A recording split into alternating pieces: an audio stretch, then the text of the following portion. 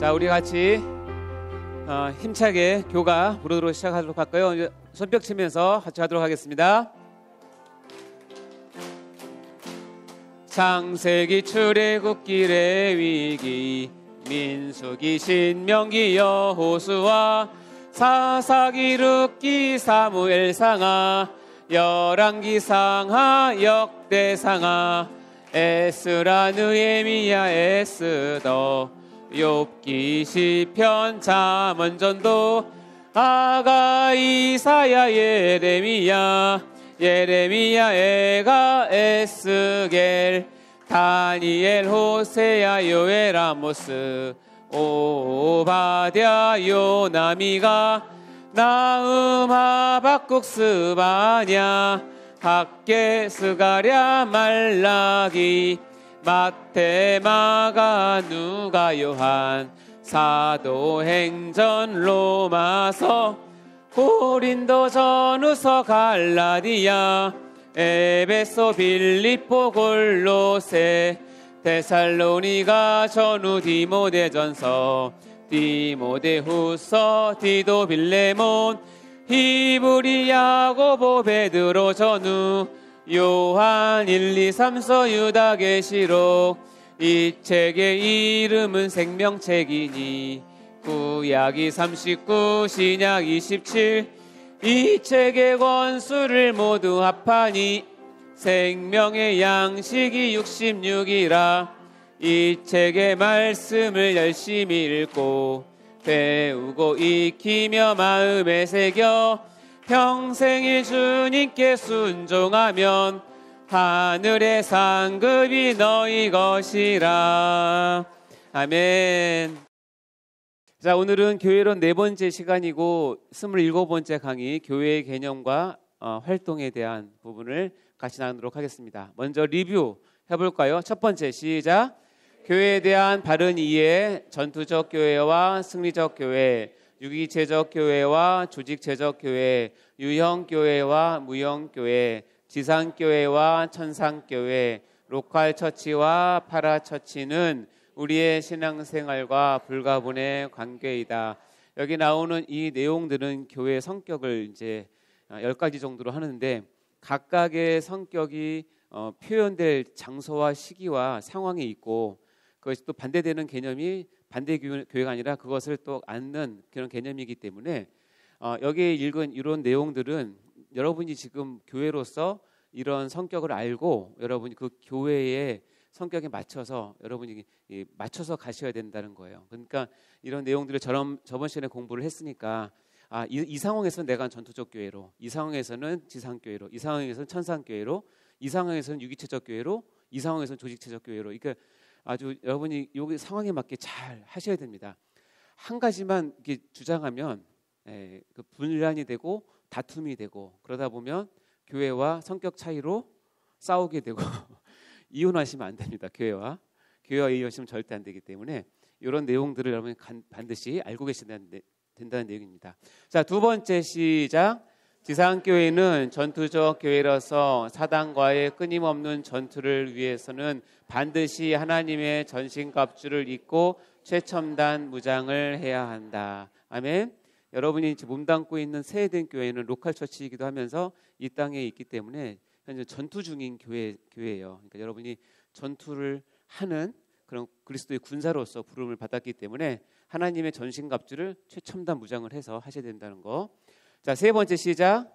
유기체적 교회는 사랑과 생명으로 맺어지고 유지되는 교회의 본질이며, 이는 적절한 규율과 질서를 위한 조직체적 교회로 존재해야 하고, 이 두 사이에는 조화와 균형이 반드시 필요하다.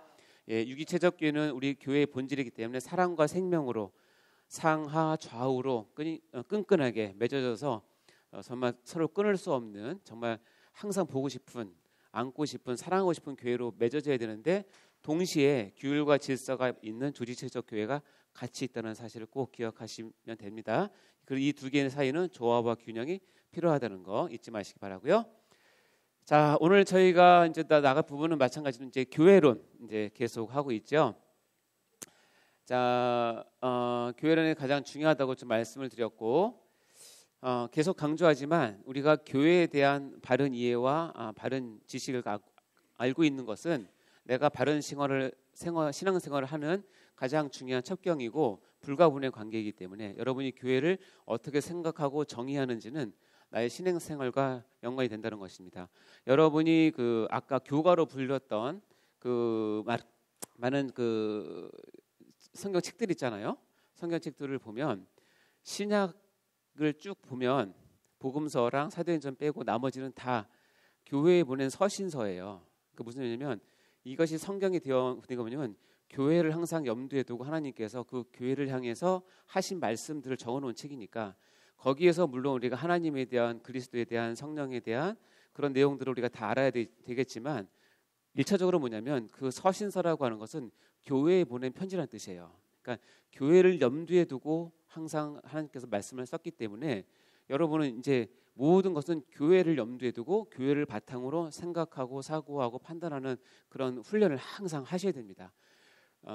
물고기가 물을 떠나서는 혹시 살 수 있을지도 몰라요. 근데 성도는 교회를 떠나서는 절대 살 수 없어요.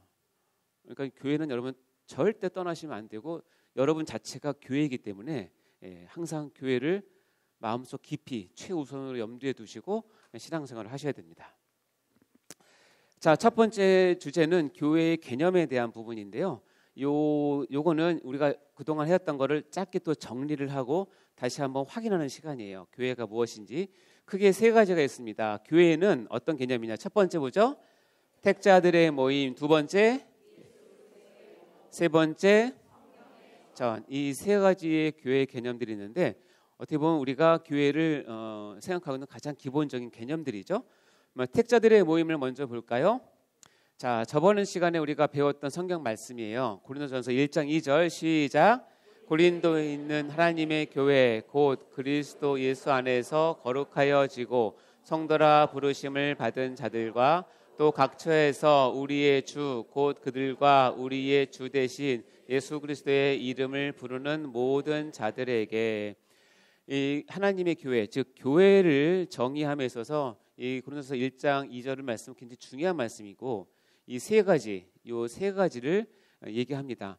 저는 제가 여쭤봤는데 이 세 가지는 유형교회의 정의라고 그랬어요? 무형교회의 정의라고 그랬어요? 그렇죠. 무형교회, 하나님만 아시는 참교회. 참교회는 이 세 가지가 반드시 있어야 되고 이 세 가지를 담은 교회를 고린도에 있는 교회. 이것은 무슨 교회죠? 유형교회. 유형교회 안에다가 무형교회를 담는 것이 하나님의 지혜예요. 우리가 그 지혜를 넘어서 생각할 수 없듯이 우리가 영혼과 육체가 하나가 되어서 육체 가운데 영혼을 담아서 하나님께서 밀봉을 해서 한 사람으로 인격적인 사람으로 쓰시듯이 교회는 하나님만 아는 무형교회를 어디에? 유형교회에 담아서 밀봉을 해서 하나님께서 운영을 하십니다. 그래서 이 세 가지를 정리하면 이렇게 됩니다. 첫 번째, 그리스도 예수 안에서 거룩하여진 것. 두 번째, 성도라 부르심을 입은 자들이고 세 번째, 예수 그리스도를 주라고 부르는 자들. 이 세 가지가 합쳐졌을 때 무형교회, 즉 참된 교회의 정의를 볼 수 있어요. 그것은 택자들의 모임이라고 표현하는데요. 자, 첫 번째 보면 그리스도 예수 안에서 거룩하여지고예요. 잘 보시면 아시겠지만 내가 거룩하고 싶고 내가 능동적으로 거룩하는 것이 아니라 뭐래요? 거룩하여 지고예요. 수동태예요, 능동태예요? 수동태죠. 즉 첫 교회의 출발은 나로부터 출발한 것이 아니라 나는 어떻게 돼요? 하나님의 놀라운 지혜 가운데 예정 가운데 내가 예수 안에서 거룩하여 짐을 당해야 돼요. 그것이 나의 교회의 첫 출발이에요. 그리고 두 번째요. 성도라 뭐라고요? 부르심을 입은 수동태예요, 능동태예요? 수동태죠. 이것도 수동태죠.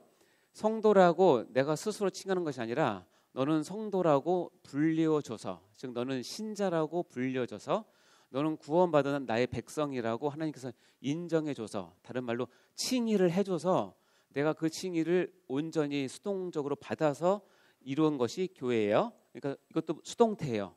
자, 이 세 개 중에서 두 개가 수동적인 거예요. 전에도 말씀드렸지만 우리의 신앙은 당연히 창조적이고 능동적으로 활동하는 것이 굉장히 중요하지만 창조적으로 능동적으로 하기 위해서 반드시 전제되는 게 있는데 신적인 수동이 나에게 와야 돼요. 그건 내가 결정하는 게 아니라 하나님께서 결정하세요. 그래서 우리의 모든 구원과 우리의 모든 존재의 근본은 뭐냐면 하나님으로부터 나에게 주어지는 거예요. 아시겠죠? 물론 여러분은 세이든교회를 여러분이 스스로 선택하고 능동적으로 와서 내가 등록을 하고 교인이 되었다고 처음엔 그렇게 생각할 수 있지만 그것조차도 하나님의 은혜 가운데 보면 다 하나님께서 여러분을 미리 예정하시고 택하셔서 역사 가운데 섭리 가운데 불러주신 거예요. 그러니까 어때요? 첫 출발은 수동적인 거예요. 거룩하여지고 부르심을 입은 자들이에요. 자, 그러나 여기에 그치는 것이 아니라 세 번째는 뭐예요? 예수 그리스도를 뭐라고? 주라고 부르는 거예요. 이거는 능동이에요, 수동이에요? 능동이에요. 자, 예수 그리스도를 주라고 부르는 것을 통해서 그가 택자들의 모임의 한 멤버가 됐다라고 인정을 한다는 거예요. 자, 그러면 우리가 체크할 수 있는 것은 각자가 체크할 수 있는 것은 이 두 가지는 내가 하나님의 말씀을 보고 또 설교를 듣고 또 이런 시간을 통해서 하나님의 은혜가 이렇게 크구나. 내가 교회가 되었구나. 내가 성도로 부르심을 받았구나. 내가 거룩해 주심을 받았구나라고 하는 감사로부터 시작하지만 그것과 동시에 같이 갈 게 뭐냐면 내가 예수 그리스도를 뭐라고 부른다? 주라고 부르는 거를 얘기하는 거예요. 아시겠죠? 그러니까 이거 세 개는 똑같이 떨어질 수 없는 거예요. 마치 삼위일체처럼 세 가지를 택자들의 모임인 교회의 개념으로 우리에게 주신 거죠. 자, 예수 그리스도를 주라고 부른다는 뜻은 이겁니다. 로마서 10장 10절 읽어볼까요? 시작.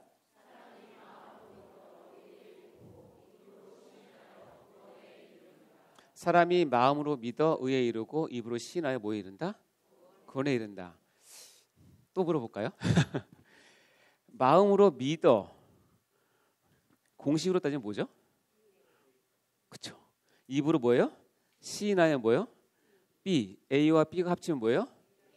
A 다시. 제가 이 공식을 알고 나서 이거 보니까 너무 쉬운 거예요. 옛날엔 이거를 한 5분 동안 설명을 했어요.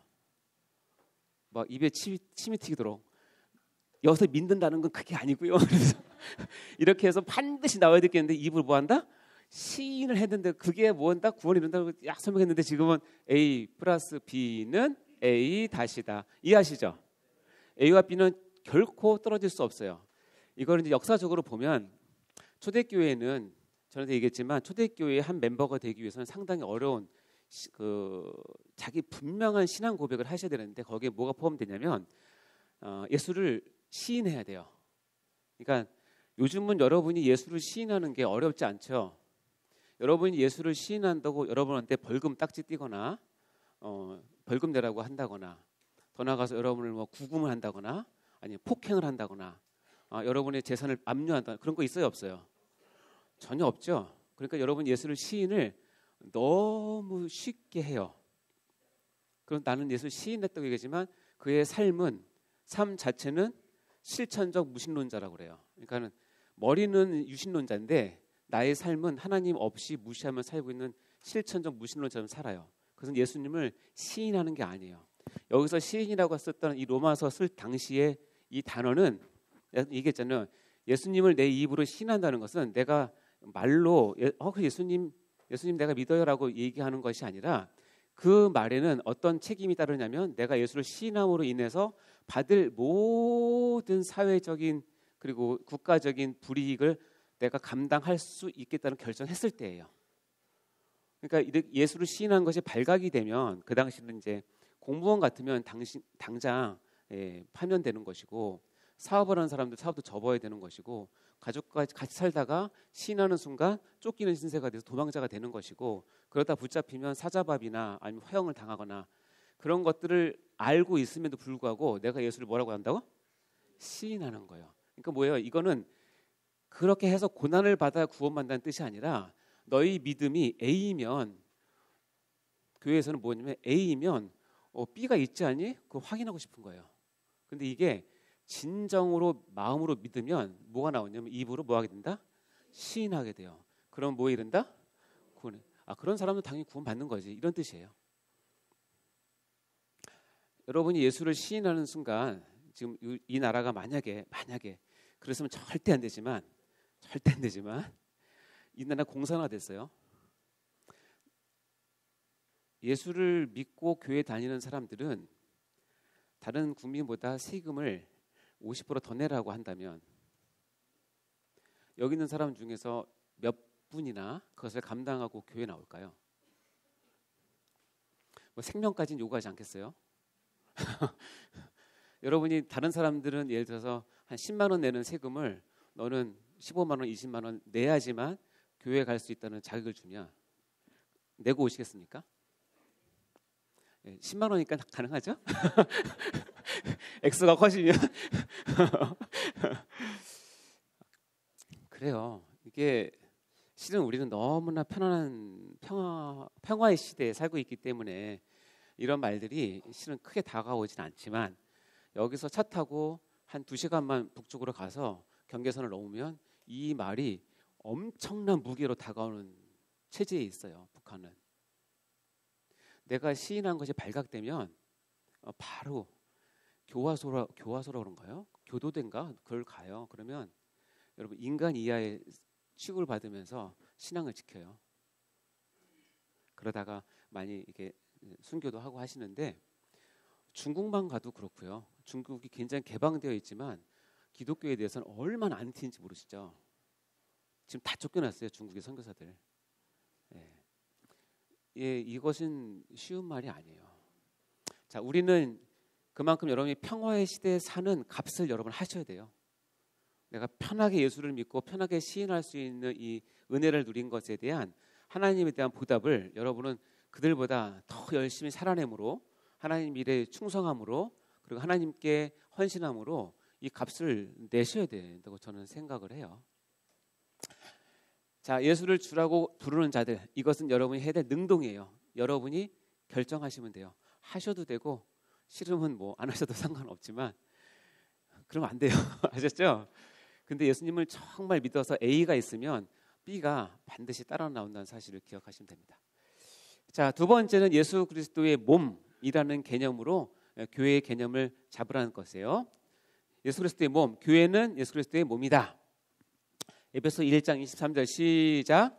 교회는 그의 몸이니 만물 안에서 만물을 충만하게 하시는 이의 충만함입니다.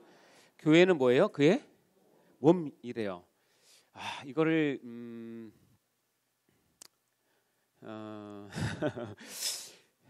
어떻게 설명을 할지 참 어려운데 이걸로 한번 설명해 볼게요. 전에 봤던 슬라이드일 수 있는데 저는 너무나 감사한 게 제가 목사이기 전에는 의사였고 지금도 의사이긴 하지만 어쨌든 제 주업은 의사는 아니에요. 제 주업은 목사도 아니고 목사라기보다는 하나님 나라를 세우고 싶은 그 마음, 하나님 말씀을 잘 전하고 싶은 것이 제 주업이고 그렇게 하다 보니까 제 1직업으로 목사를 세우셨고 제 2직업으로 의사가 되게 하셨어요. 근데 너무 감사한 게 뭐냐면 저는 의사이기 때문에 신체에 대해서 관심이 많고 공부를 했기 때문에 그래서 저는 이 교회론을 너무 좋아하는지도 모르겠어요. 이해가 충분히 되고 더 깊이 돼요. 왜냐하면 여러분 한 사람 여러분 만져지는 몸은 여러분을 해부를 해보면 여러 장기로 나눌 수 있어요. 심장, 폐, 눈, 귀, 위, 여기 뇌, 귀, 발, 뭐 콩팥 이런 걸로 다 이런 것이 하나하나가 너무 귀하죠.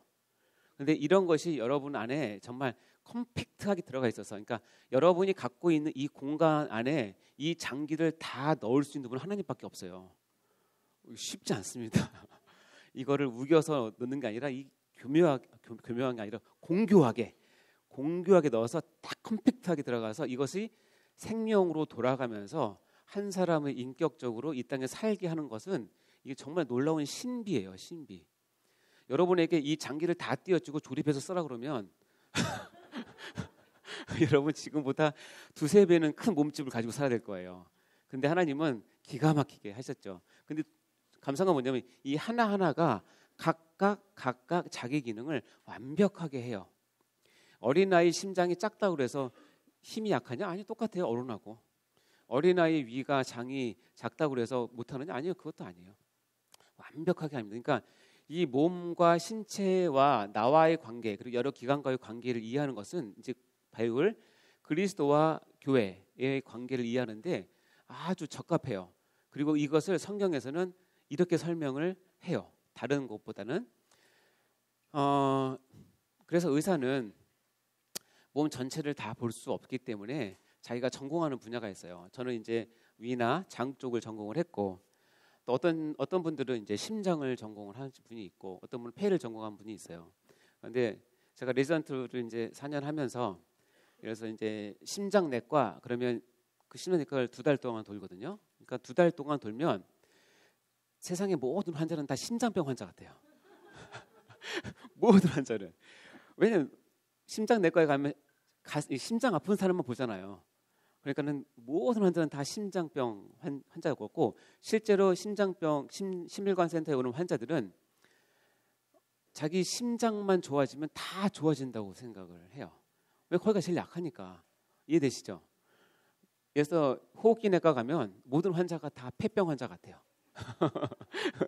그러다가 여기 지나서 이를 딱 오면 소화기내과 환자에 가서 폐나 심장을 물어보면 그 사람들은 관심이 없어요. 왜냐하면 튼튼하니까. 나는 소화가 안 될 뿐인데. 이거 맞춰서 하셔야 되죠. 이건 뭘 의미하냐면, 여러분이 예를 들어서 혹시 심장이 안 좋으십니까? 폐가 안 좋으십니까? 뭐 위가 안 좋으십니까? 이 이야기는 뭐냐면, 내가 심장병 환자라는 것은 내가 심장이 약해서 힘들어하는 말도 있지만, 내가 심장병 환자가 되기 위해서는 다른 기관들이 튼튼해야 심장병 환자가 되는 거예요. 이해되세요? 심장병 환자인데 콩팥이 안 좋다. 그럼 신장과 심장 왔다 갔다 하죠. 이거를 중환자라고 그러는 거예요. 2개의 병이 합쳐져 가지고 어렵게 되는 사람들.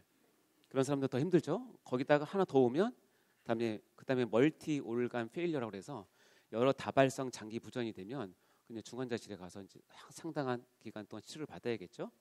이와 같이 여러 기관들이 있고 하나만 아파도 나는 그 환자라고 얘기를 하는데, 그렇게 하기 위해서는 또 다른 기관들은 또 튼튼해 줘야 돼요. 그리고 이 하나가 이제 회복이 되면 몸 전체가 다시 회복이 돼서 건강한 사람으로 퇴원을 하게 되죠.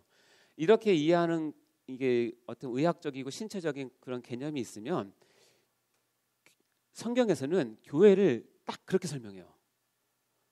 그래서 아까 말씀드렸지만 저는 교회를 잘 좋아하고 이해가 잘 되는 이유 중에 하나가 제가 먼저 이것을 공부했기 때문에 그런 것 같아요. 자, 교회는 여러분 여러 지체로 있죠. 그리고 아까 읽었지만 좀 전에 읽었지만 교회는 뭐예요? 그의 몸이라고 그랬어요. 몸. 여기서 몸은 실제로 이 몸을 얘기하는 건데, 다행히 이 몸이 지금 있는 우리 육체가 아니라 예수님의 부활의 육체, 즉 예수님께서 새로운 영광을 얻으셔서 새로 얻은 그 육체의 그 부활의 육체와 같은 것을 이 땅에 심어놓고 가셨는데, 그것이 교회라는 뜻이에요. 그래서 교회는 우리 몸에 여러 기관이 있듯이 교회는 여러 연령의 사람들이 있고, 건강한 사람, 불편한 사람 다 있고, 아이부터 시작해서 다 있습니다. 이렇게 여러 지체가 연합돼서 하나로 이룬 것이 교회라는 뜻이에요. 이해되시죠? 남녀, 노소, 빈부, 귀천 상관없이 이렇게 여러 지체들이 하나로 이루어져서 이룬 것이 교회다. 또는 뭐냐면, 교회는 각자의 맡은 기관에 따라서 우리가 심장의 일, 폐는 호흡의 일, 위는 소화의 일을 하듯이 이 교회는, 한 교회는 그 교회가 전체적으로 유기적으로 돌아가기 위해서는 각자 맡은 뭐가 있어요? 일이 있어요. 그래서 그것을 이제 부서별 여러 기관으로 나누죠. 그래서 보면 장로회부터 시작해서 평계원, 메디칼 처치, 교회학교, 청년부, 상담센터, 선교회, 성가국, 전도단, 주차 봉사가 빠졌네. 목사님이 항상 강조하시는 주차 봉사, 식당 봉사 등등등등등 각각의 여러 기관들이 어떻게 해요? 연합을 해서 하나로 이루었을 때 교회를 이루는 거예요. 아, 교회는 이런 것이구나. 그리고 나는 어느 한 부서에 속하게 되는 거죠. 거기서 자기 역할을 잘 하시면 됩니다. 그리고 또 교회는 좀 더 넓혀서 뭐예요? 교회는 우리 밖에 또 다른 교회들이 있어요. 이 교회들은 큰 틀로 보면 뭐예요? 하나님의 한 지체들이에요. 국내에서도 있지만 어떻게 해요? 해외에도 있어요. 그래서 지구상에 쫙 펼쳐져 있는 하나님의 세운 교회는 다 하나님 보시기엔 한 교회고 그리스도의 한 몸이에요. 자, 그래서 여러분이 믿음이 적을 때는 나만 생각해요. 그래서 이렇게 타인을 잘 이해를 못하고 용납을 못해요. 조금 더 믿음이 큰 사람은 내 부서만 생각해요. 또 다른 부서를 또 이해를 잘 못해요. 조금 더 신앙이 큰 사람들은 내 교회를 생각하는데 또 다른 교회는 또 이해를 못해요. 그러나 이 교회는 그리스도의 몸이라고 하는 것을 여러분 알게 되면 교회는 우주적인 교회, 하나님께서 친히 통치하시고 다스리는 전체적인 교회가 있다는 사실을 반드시 아셔야 돼요. 제가 예전에 섬기던 교회에서 저희 우리 남자 지사님들과 함께 뭘 했냐면, 제가 다니던 교회가 큰 대로변 바로 앞에 있었거든요. 우리 대로변 앞에 나가서 청소하자, 그러니까 종이도 줍고 하자 그랬는데 한 분이 그러더라고요. 도로변에 담배꽁초가 그렇게 많대요. 그래서 다른 거 말고 담배꽁초만 줍자. 그래서 나갔어요. 그래서 띠를 딱 두르고 나가서, 여러분 아세요? 도로변에 담배꽁초가 진짜 많아요. 와, 놀랬어. 담배꽁초를 주우면서 여기서부터 한 300-400m 정도 쫙 줍는데 이 조그만 통에 가득 차요. 그래서 담배꽁초를 다 줍고 하면서 이제 오고 가는 사람들한테 이제 인사하고 교회에 나오세요 이렇게 전도도 하면서 담배꽁초를 다 줍고 있는데, 어떤 한 분이 거의 끝날 때쯤 한 분이 헐레벌떡 와서 막 화를 내는 거예요, 우리한테. 누군지 아세요? 에? 뭐요? 우리 옆에 있는 교회에 어떤 집사님이 나와서 왜 우리 구역 넘어와 전도하죠?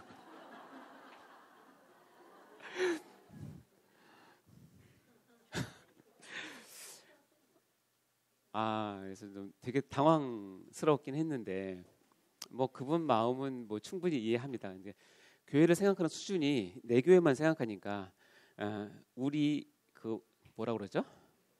우리 구역 나와바리 우리 나와바리 침범한 그런 침략자로 생각을 하는 거지. 근데 봐요, 하나님 입장에서 교회 전체를 보시는, 그리스도의 몸을 보시는 하나님 입장에서는 내 옆에 있는 교회가, 만약에 내 옆에 있는 교회가 잘 돼요, 우리 교회보다 부흥해요, 우리 교회보다 소문도 잘 나고, 그러면 하나님은 좋아하시겠어요, 싫어하시겠어요? 근데 우리 교회 사람들은 그것을 보면서 뭐라고 생각해요? 배 아파하고, 심하면 싫어하고, 시기 질투해요. 그 현상이, 그래서 우리 옆에 있는 교회가 우리 교회랑 항상 이렇게 경쟁을 하다가 안 돼서 문 닫고 나갔어요. 여러분은 어때요, 마음이?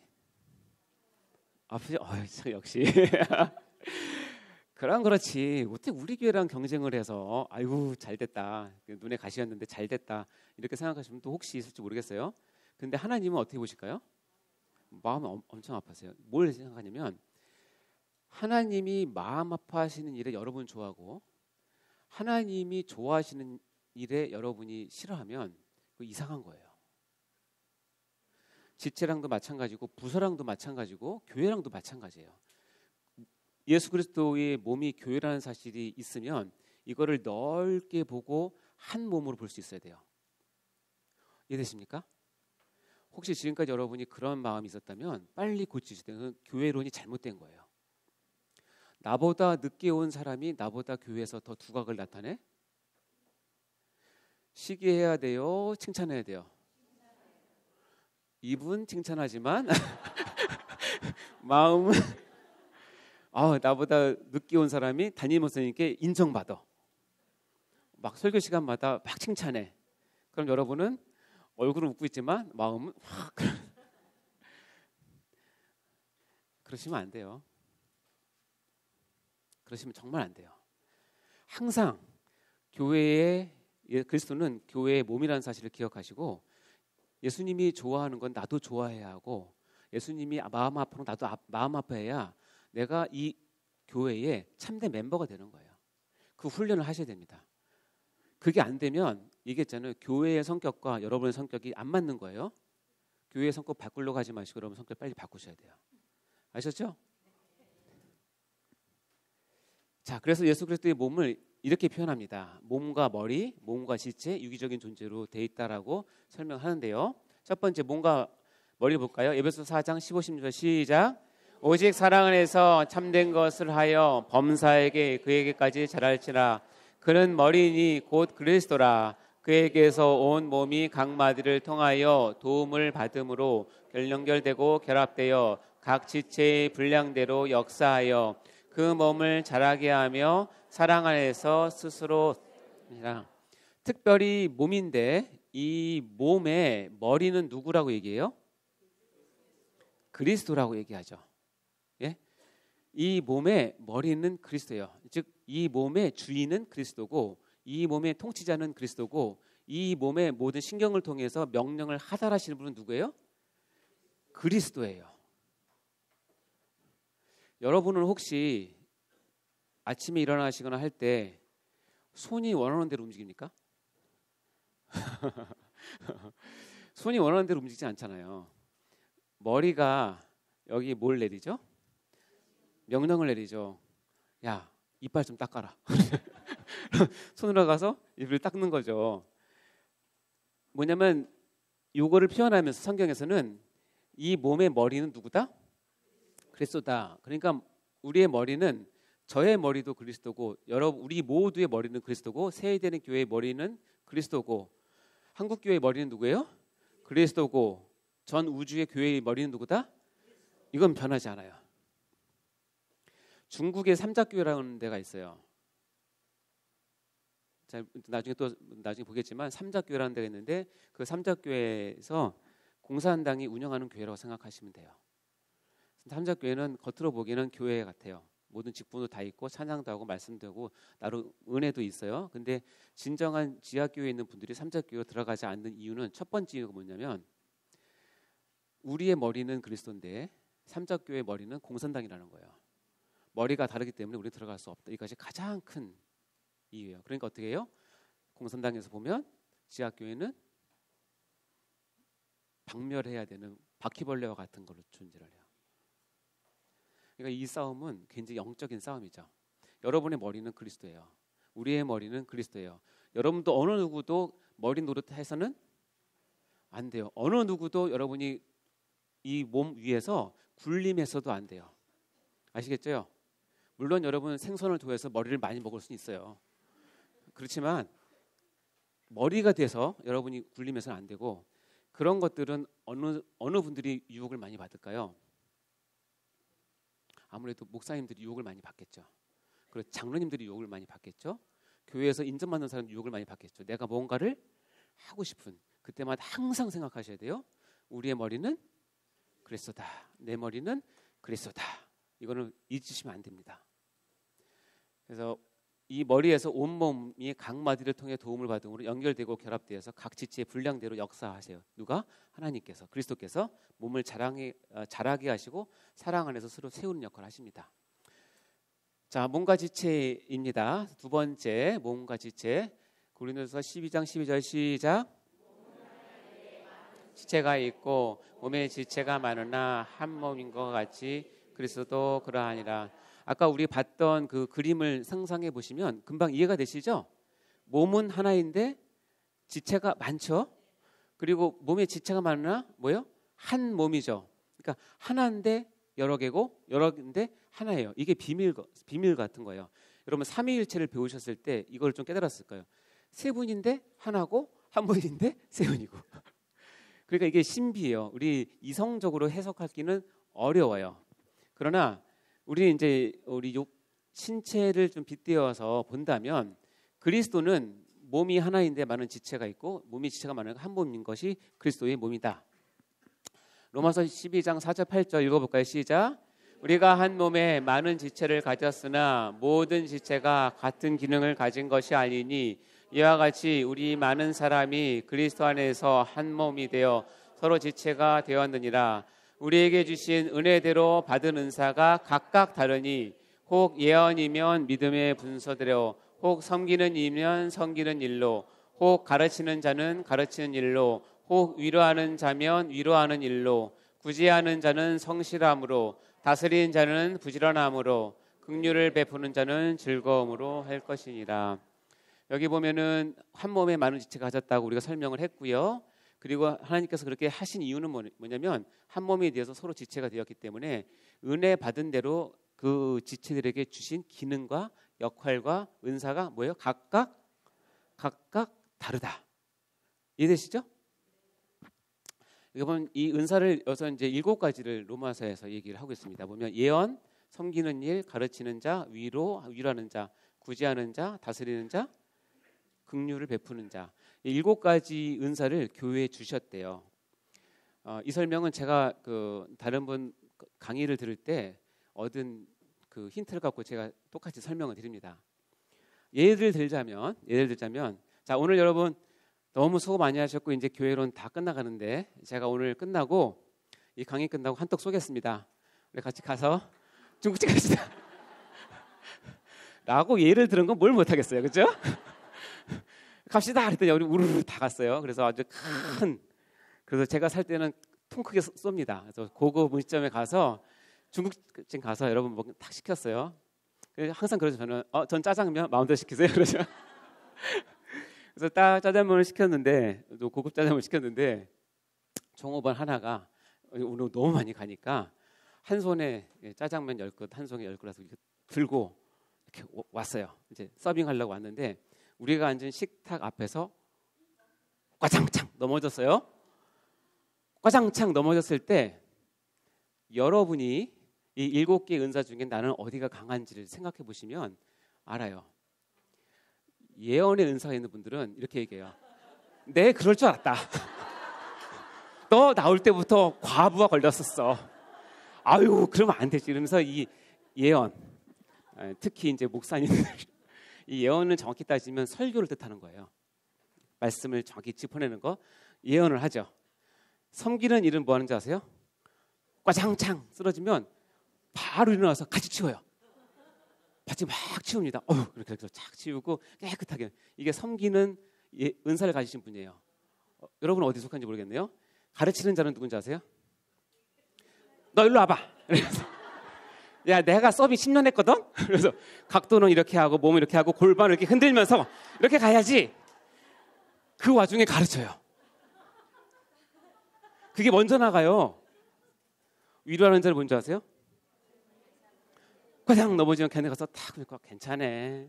살다 보면 그럴 수 있지. 탁탁탁 이렇게 위로 마음의 평안을 주려고 해요. 구제하는 사람 뭔지 아세요? 까닥 넘어지면 딱 가서 그릇을 세요. 아유, 너 얼마나 힘든데 요 20그릇 내가 낼게. 내가 구제할게. 이런 마음이 팍 앞서요. 이게 돈이 많아서가 아니라 돈 많다고 그러지 않거든요. 이게 마음이 있어요. 그 은사가. 다스리는 자는 뭔지 아세요? 꽈당 넘어지면 김집사 걸레 갖고 와. 박구사 쓰레기 바퀴 갖고 와. 너는 식사 와. 그래서 뭐요? 그 상황을 다스려요. 이런 사람도 필요하겠죠? 딱 서가지고 착착착착 한다. 이런 분들이 총무가 되셔야 돼요. 각 기관의 총무가 되셔야 돼요. 다스립니다. 마지막에 긍휼 베푸는 자 누군지 아세요? 꽈당 넘어지는 순간에 얼마나 마음이 아프지. 그러면서 울어줘요. 7가지 중에 여러분은 그 상황에서 뭐가 딱 떠오르세요? 그게 여러분의 은사예요.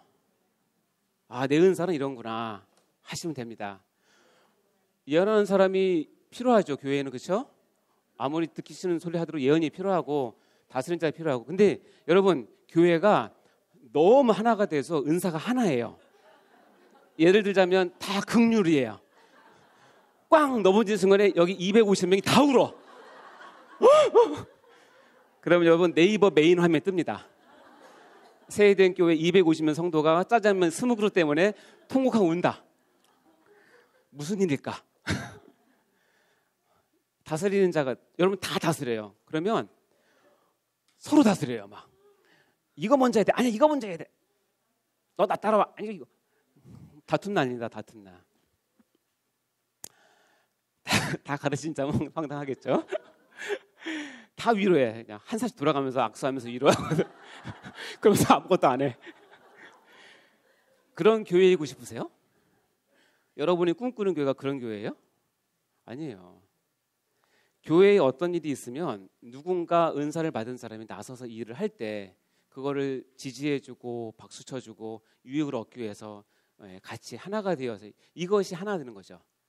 아시겠죠? 여러분, 암이 무엇이냐면, 암은 뭐냐면 몸의 다양성을 깨고 나 혼자만 단일성을 갖고 싶은 게 암이에요. 암세포는 딱 현미경으로 보면 똑같아요. 질리도록 똑같아요. 그게 간에 있으면 간암이고, 위에 있으면 위암이고, 대장에 있으면 대장암이에요. 여러분이 잘못된 교회에 대한 지식으로 나처럼 하나 되기를 원하는 거를 교회 생활하면 여러분 지금 뭐냐면 암세포 같은 조직을 만드는 거예요. 암 같은 존재가 되는 거죠. 그럼 하나님께서 잘라내십니다. 그러니까 이 교회를 이해함에 있어서 하나님의 지혜는 탁월하세요. 그러니까 여기 말씀에 나온 대로 여러분이 그것을 이해하도록, 내가 그것을 담도록, 내가 그렇게 하도록 여러분이 하셔야 된대요. 아시겠죠? 예, 은사 체크 해드렸습니다. 자, 그러면 여러분이 내가 이 교회에 참된 교인인가? 내가 이 공동체에 참된 멤버십을 가지고 있는가? 내가 정말 이 교회를 내가 사랑하고 있는가를 테스트하는 게 있는데 그 말씀이 이 말씀이에요. 고린도전서 12장 시작. 한 지체가 고통을 받으면 모든 지체가 함께 고통을 받고 한 지체가 영광을 얻으면 모든 지체가 함께 즐거워하느니라. 너희는 그리스도의 몸이요 지체의 각 부분이라. 여러분이 세해된 교회의 진정한 성도인지를 알려면 여러분 가운데 한 지체가 뭘 받으면? 고통을 받을 때 모든 지체가 함께 고통을 느끼면 그 공동체는 참으로 아름다운 사랑의 교회, 그리고 유기체적 교회예요. 그리고 한 지체가 영광을 얻으면 모든 지체가 함께 즐거워할 때 이것이 참된 교회예요. 여러분은 만약에 내 한 지체가 고통을 받는데 그 지체가 내가 평소에 항상 그런 분이에요. 그러면 어떻게 해요? 함께 고통받는 게 아니라 아주 속이 시원하죠. 10년 묵은 체증이 빠지는 것처럼. 그러면 더 무서운 건 뭐냐면 내가 그럴 줄 알았다, 하나님께 벌 받을 줄 알았다, 이렇게 그걸 종교적으로 바꿔서 얘기하면 그거는 바리새인과 같은 역할을 하는 거예요. 함부로 하나님의 뜻과 하나님의 그것을 그 사람에게 여러분이 적용시키시면 안 돼요. 그런 영적 권위가 여러분에게는 없다고 보시면 돼요. 그냥 있는 그대로 받아들이고 어떻게 해요? 사랑해주고 안아주고 긍휼히 여기시면 돼요. 나머지는 하나님께서 하시는 거예요. 그러니까 내가 우리 부서에 누가 고통을 받는데 그것이 나에게 고통을 느껴지지 않는다? 나 이 부서에 지금 아직 하나가 안 됐구나 느끼시면 돼요. 우리 부서에 누가 영광을 얻었어요? 근데 내가 그것을 함께 즐거워하지 않고 시기하고 질투하면 아직 하나가 된 게 아니에요. 하나님 눈에서 보면 아직 변두리에 있는 사람이라고 생각하시면 돼요. 왜 일이 없겠습니까? 우리가 연약하고 죄성이 많기 때문에 누가 잘 되면, 특히 자녀들 문제에 있어서 우리 자녀보다 다른 자녀가 더 이렇게 하면 속상하기도 하고 시기 질투 나죠. 그러나 그것을 당연한 것으로 생각하시면 절대 안 돼요. 교회는 그렇게 되는 곳이 아니에요. 이 훈련을 하셔야 돼요. 함께 고통받고 함께 즐거워요. 그럴 때 뭐냐면, 그럴 때 너희는 그리스도의 뭐라고? 몸이고 지체의 뭐라고? 이게 바로미터예요. 하나님께서 여러분을 참된 교회의 한 신자로 보느냐 안 보느냐는 이걸 보고 하시는 거예요. 내 주위에 있는 사람과 함께 즐거워하고 함께 고통을 받는 것에 내 자신을 내어놓고 그들을 안을 때, 그때 너 그리스도의 몸이구나, 너 그리스도의 각 부분이구나 하는 것을 인정하신다는 거예요. 이해되시죠? 이게 얼마나 심오하지만 또 어떻게 보면 너무나 명료하고 단순한 진리예요. 여러분이 못 박다가 엄지손가락을 쪄본 적 있습니까? 네. 여기 증인이 있어서 함부로 말을 못하지만 저는 못을 잘 못 봤습니다.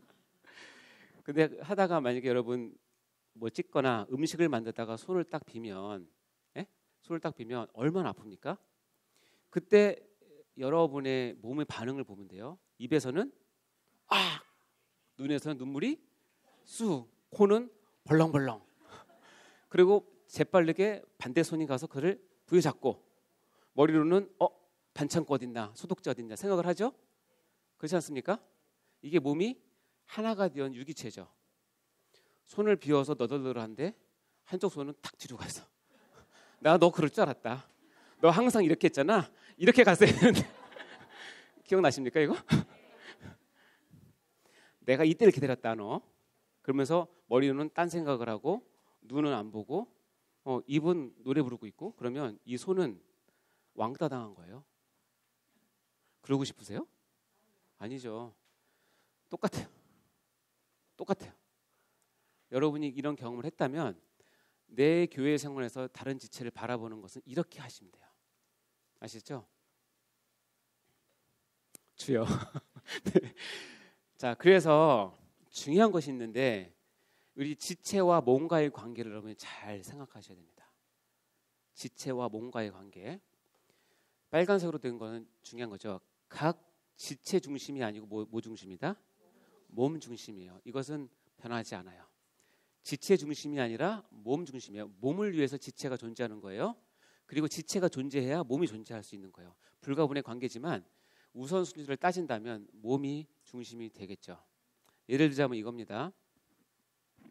저는 환자를 보면서 이제 당뇨 걸리신 분들은 이제 조심해야 될 게 뭐냐면 당뇨발이라는 게 있어요. 당뇨발, DM 풋 이렇게 하는데 당뇨 걸리신 분들이 이제 혈당이 조절이 안 되면 혈관의 그 탄성이 떨어지고 그다음에 투과성이 늘어나면서 말초로 혈액이 잘 돌지 않아요. 그런데 특히 심장에서 제일 먼 데가 어디죠? 발이죠. 근데 발에 우연찮게 상처가 나면 당뇨가 없는 사람들은 하루 이틀이면 해결된 문제가 당뇨 때문에 상처가 더디 아물고 그러다가 2차 감염되고 자꾸 커져요. 그러면서 혈관이 약하기 때문에 혈관이 염증 때문에 막히면 뭐가 되냐면 썩기 시작해요. 그때까지 안 가도록 조심해야죠. 그러니까 당뇨발은 당뇨를 앓고 있는 분들이 반드시 조심해야 될 거예요. 제가 대학병원에 있으면서 당뇨발 때문에 고생하시는 분들이 많아요. 여러분은 상상이 안 될 거예요. 뭐 상처 나면 뭐 약 먹고 주사 맞으면 2, 3일은 다 해결되는데 당뇨가 조절이 안 되시는 분들은 그게 생각보다 너무 힘들어요. 그래서 소독하고 뭐하고 항생제 쓰고 막 해도 결국 계속 이렇게 썩어져 갈 때 발가락부터 시작된 그 까만 부분이 발등으로 올라오고 발목으로 가고 그다음에 점점 올라와요. 그때 이제 결단을 해야 돼요. 발을 자를 것인가? 생명을 구할 것인가? 만약에 우리는 어떤 마음이 있냐면 지체 중심을 사랑하는 건 더 당연하지만 지체 중심이 당연하지만 때로는 이런 상황이 될 때는 어떻게 되냐면 환자의 생명을 위해서는 뭘 잘라요? 발을 희생해야 될 수 있어요. 그 결정을 하기가 얼마나 어렵겠어요? 의사 선생님이 보고 정형외과 선생님이 보고 이 사람 더 이상 이제 안 됩니다. 혈관 조절해보니까 혈관이 다 막혔어요. 뚫릴 방법이 없어요. 그러면 이거 놔두면 점점 썩는 게 올라가고 이 썩는 것 때문에 균이 들어가면 폐혈증이 오면 그때는 죽는 거예요. 그래서 결정을 내리죠. 의사도 고통스러운 결정이고 보호자도 고통스러운 결정이고 당사자는 정말 죽을 맛이죠. 근데 그거 아낀다고 끌다가 결국 폐혈증 오면 중환자실에 가고 거기서 못 깨어나면 돌아가시는 거예요. 그럼 어떻게 돼요? 그거를 잘라내야 되죠. 왜? 발이 안 귀해서가 아니라 그거를 잘라내면서 내 몸이 뭐예요? 살아야 되기 때문에. 지체 중심이 아니고 뭐예요? 몸 중심이에요. 그래서 내가 몸에 붙어있지만 아까 당뇨발과 같이 회생 불가능한 그런 상황들은 교회에 하나님께서 뭘 주셨냐면 7이라고 하는 걸 주셔서 교회의 이 안정성, 순수성 그리고 교회의 진리를 지킬 수 있도록 하나님께서 권리를 부여해 주셨어요. 그래서 예수님께서 2번 교회를 말할 때 이렇게 얘기했잖아요. 너희가 땅에서 매면 하늘에서 매이고 땅에서 풀면 하늘에서 풀린다. 이 말은 이것도 하나의 염두에 두시고 하시는 말씀이에요. 자, 그러나 뭐가 필요하다? 조화가 필요해요. 조화가. 자, 고린도서 12장 볼까요? 시작. 그뿐 아니라 더 약하게 보이는 몸의 지체가 도리어 요긴하고 우리가 덜 귀히 여기는 것들을 더욱 귀한 것으로 입혀주며 우리의 아름답지 못한 지체는 더욱 아름다운 것을 얻느니라. 그런즉 우리 아름다운 지체는 그럴 필요가 없느니라. 오직 하나님이 몸을 고르게 하여 부족한 자에게 귀중함을 더하사. 여기 보면 우리 몸 가운데 약한 부분, 덜 귀한 부분, 아름답지 못한 부분이 있죠. 예? 우리 몸에 당연히 있잖아요. 그런 것들이 있을 때 몸의 주인이신 하나님은 어떤 역할을 해요? 몸을 고르게 하는 역할을 해요.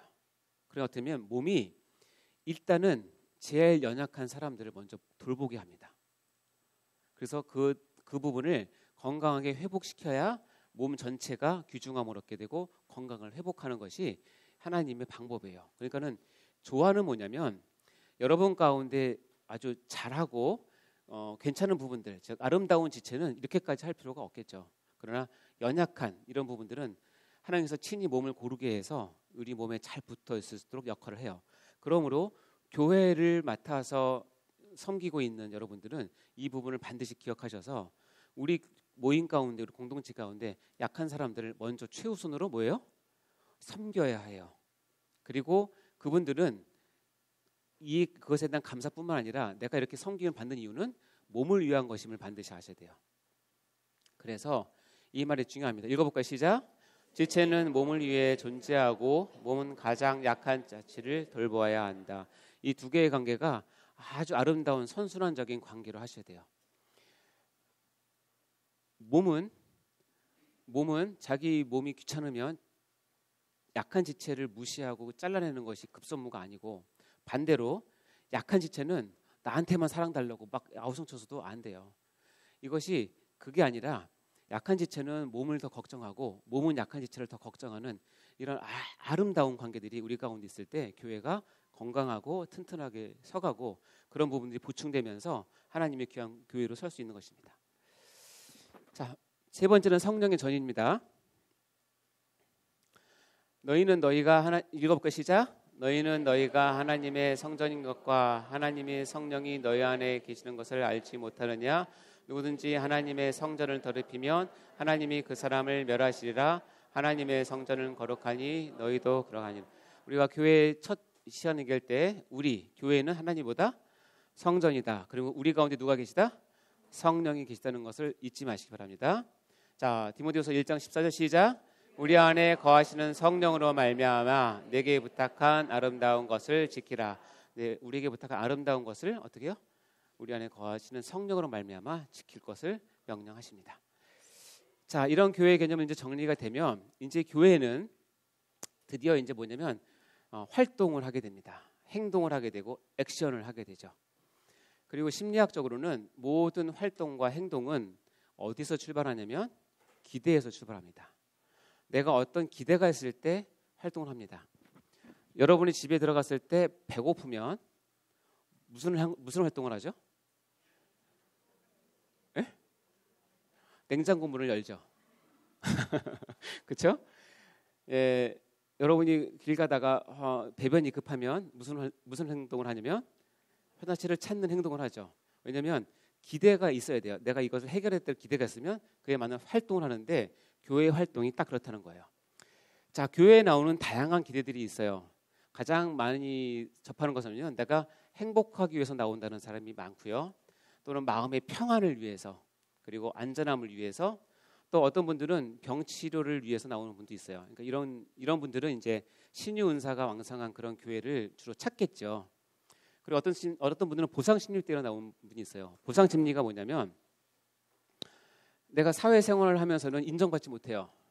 항상 이렇게 뒤처지고 항상 꾸중받고 항상 바보라는 소리 듣고 막 그러는데 이상하게 교회에 오면 조금만 열심히 하면 너무 칭찬해줘요. 잘한다 최고 막 그렇게 얘기해 주시고, 그러니까 어떻게 해요? 사회에서 받지 못하는 인정을 어디서 받으려고 그래요? 교회에서 받으려고요. 그렇게 했는데 예를 들어서 11조를 냈어. 그런데 담임 목사님이 막 공개적으로 칭찬해 주시는 거예요.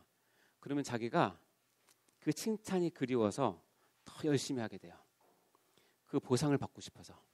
그러다가 새벽기도 나오기 시작하면 아이고 장로감이네, 권사감이네 인정을 해줘요. 근데 거기에 심취가 되면 이 보상 심리 때문에 나오기 시작하면 이 보상 심리가 좌절되는 딱 그 순간에는 확 돌아섭니다.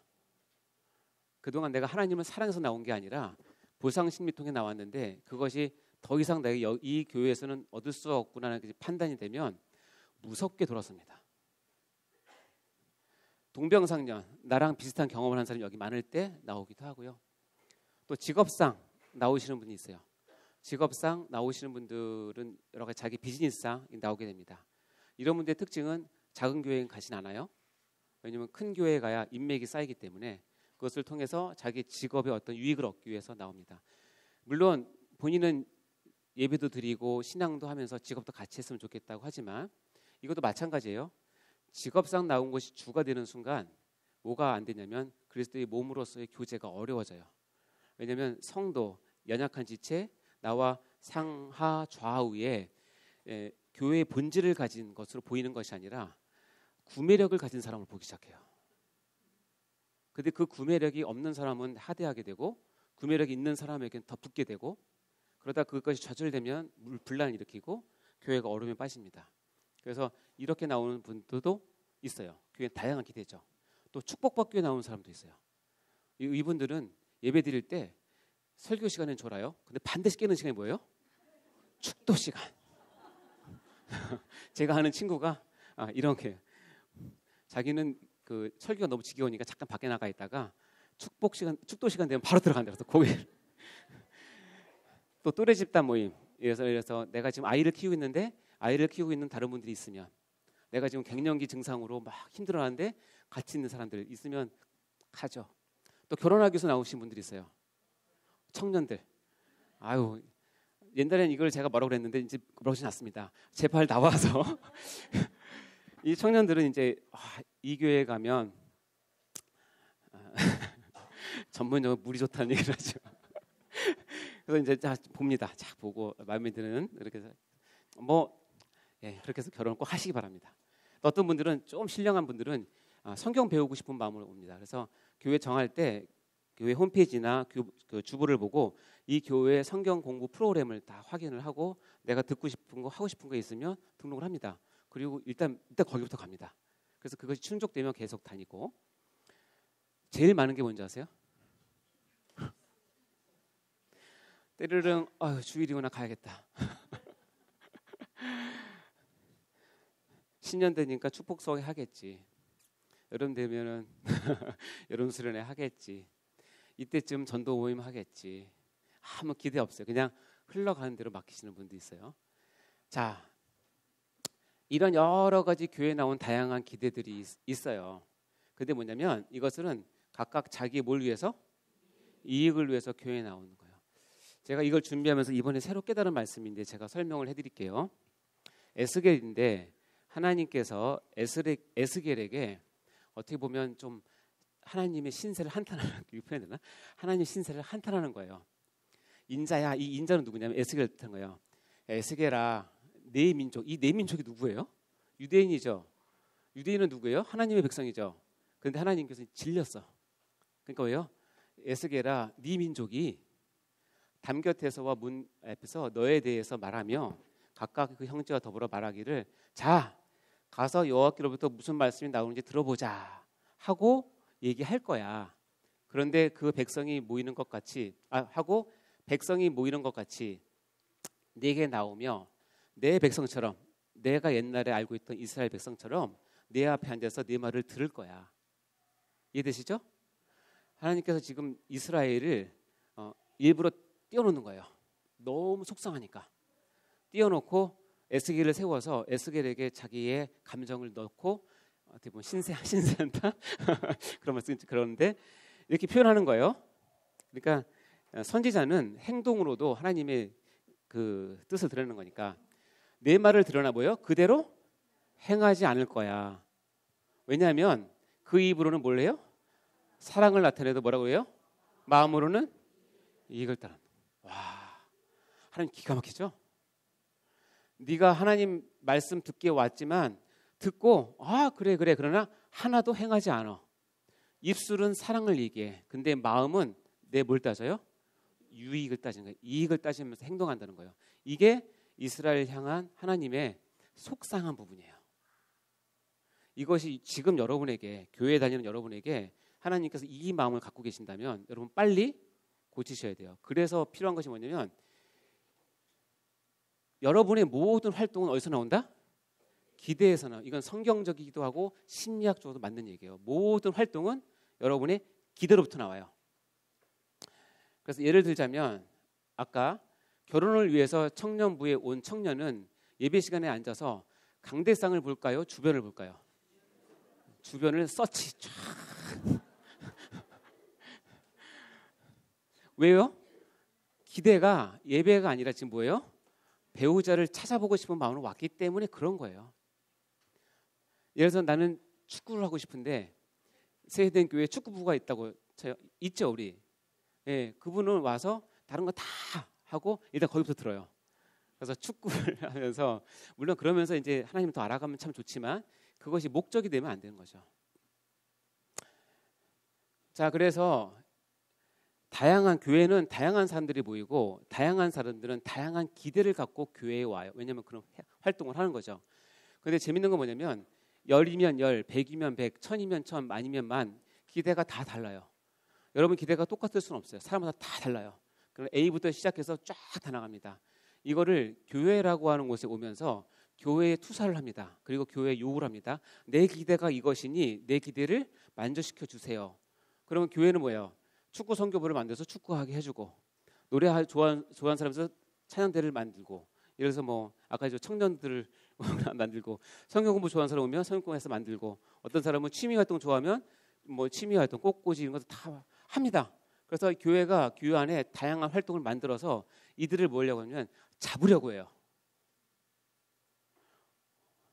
어떻게 보면 고객 관리라고 생각하는 거죠. 잡으려고 하는데 문제는 뭐냐면 교회는 지상에 있기 때문에 모든 것이 제한되어 있어요. 시간도 제한되어 있고 공간도 제한되어 있고 재정도 제한되어 있어요. 들어오는 사람마다 다 기대를 요구하면 교회는 이것을 맞추다 보면 시간도 부족하고 재정도 부족하고 공간도 부족해요. 이것이 쌓이다 불만이 되면 어떻게 되면 파산하게 돼요. 그래서 교회는 자폭하게 됩니다. 그래서 여러분 교회에 올 때는 여러분의 다양한 기대를 가지고 다 옵니다. 다 오는데 이 교회의 주인이신 예수님도 이 교회에 대해서 기대가 있다는 사실 아십니까? 그러나 읽어볼까요? 시작. 정작 교회의 주인이신 예수님의 기대가 있다는 것을 잊으면 안 돼요. 여러분이 교회에 기대를 갖고 와요. 그것이 나쁘다는 뜻은 아니에요. 누구나 처음 모르니까 그럴 수 있죠. 그러나 이렇게 왔을 때는 누군가 가르쳐 줘야 돼요. 교회는 그리스도의 몸이고 이것은 하나님의 나라이고 여기에서는 여러분의 기대도 중요하지만 그것보다 앞서 뭐가 있다? 이 교회의 주인이신 예수님의 기대가 있다는 것을 알려줘야 돼요. 그래서 사람들의 기대가 예수님의 기대가 이 교회 안에는 딱 서 있어요. 그리고 어떻게 돼요? 서로 요구를 합니다. 사람들도 교회에 내 기대를 들어주세요 요구하지만 예수님도 이 교회는 내 것이니 내 기대를 들어주라고 교회에 요구합니다. 그러면 이 두 개는 어떻게 해요? 서로 충돌하게 됩니다. 그래서 읽어볼까요? 시작. 사람들의 다양한 기대와 예수님의 기대 사이에는 반드시 충돌선이 존재하게 된다. 반드시 충돌선이 존재하게 돼서 이 충돌선이 이렇게 긴장, 갈등, 선택을 할 수밖에 없는 상황으로 여러분이 가게 됩니다.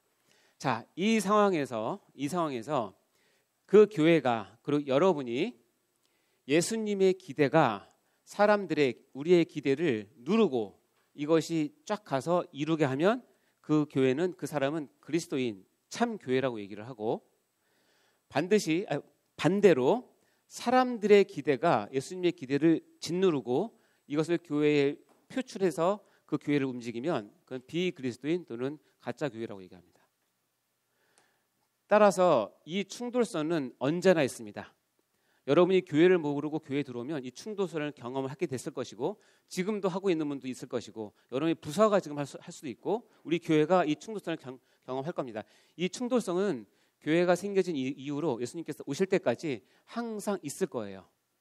그러니까 이렇게 충돌할 수 있구나 하는 것을 아셔야 돼요. 그렇죠?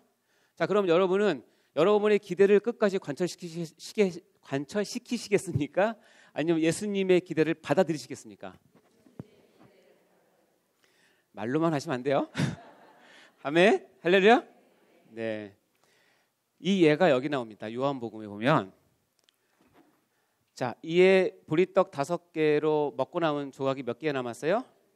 이게 오병이어의 기적이죠? 표적이라고 얘기하잖아요. 그 사람들이 예수의 행하신 뭘 보고? 표적을. 자, 저는 배웠던 거 기억나십니까? 표적은 뭐죠? 기적과 다른 점은 뭐죠? 이적과 기적은 그냥 놀라운 일이에요. 와, 대단하다. 자연의 법칙을 뛰넘는 놀라운 일이 벌어졌네. 근데 거기에 뭐가 첨가되면, 하나님의 구속사적인 뜻과 섭리가 첨가되면 그걸 성경에서 뭐라고 표현한다? 표적이라고 얘기해요. 예수님은 이것을 표적으로 행했어요. 그러니까 예수님 오병이어를 다 먹이시면서 너희들이 배불리 먹는 것에 관심 있는 게 아니라 이거를 먹고 뭘 깨달아라? 아, 예수님은 하나님이 보내신 메시아구나. 예수님은 그리스도시구나. 우리의 구주구나 하는 것을 깨달았으면 좋겠다는 마음으로 지금 뭐예요? 이 표적을 행한 거예요. 이게 예수님의 기대죠. 오병이어의 떡을 주시면서 예수님의 기대는 뭐냐면 표적이에요. 네가 이것을 먹고 나를 메시아로 알아라. 이것이 표적이에요. 그러면서 근데 그 사람들이 뭐라고 하냐면 이는 참으로 세상에 오실 그 선지자라. 여기까지 맞아요. 근데 그러므로 그때 먹은 사람들의 기대는 뭐냐면 예수께서 그들이 와서 자기를 억지로 붙들어서 뭐요? 임금 삼으려고 하시는 줄 아시고, 그러니까 뭐예요? 두 가지가 지금 충돌했어요. 오병이의 기적을 두고 예수님은 메시아를 드러내는 표적으로, 세상 사람들은 우리의 경제적인 문제, 정치적인 문제, 로마로부터 압박을 벗어날 수 있는 정치적인 메시아로 모시는 거예요. 두 개가 지금 꽝 하고 충동했어요. 느끼시죠? 꽝 했는데 누가 이겼어요? 누가 이겼어요? 이 사람들이 이겼어요. 그러니까 예수님이 다시 혼자 산으로 떠나셨어요. 예수님이 슬퍼하시면서 내 마음도 몰라주고 이것들이 하면서 어떻게 해요? 다시 산으로 떠나셨어요. 이게 충돌이에요. 근데 예수님이 만약에 그럴 리는 없겠지만, 예수님이 만약에 여기서 예수님 마음을 좀 달리 먹어서 너희들이 날 그렇게 하기 원하냐? 하고 댓글을 보니까 막 수십 기가 막 예수님 짱이야, 뭐 예수님 대단해요, 우리 왕이 되어주세요, 제가 잘 모실게요라는 댓글이 잔뜩 올라와 있어서 임금 삼으려는 줄 아시고 예수님도 은근슬쩍 동조를 하면 한 30-40년 동안 왕으로서 잘 다스릴 수 있겠죠. 로마로부터 해방할 수도 있겠죠.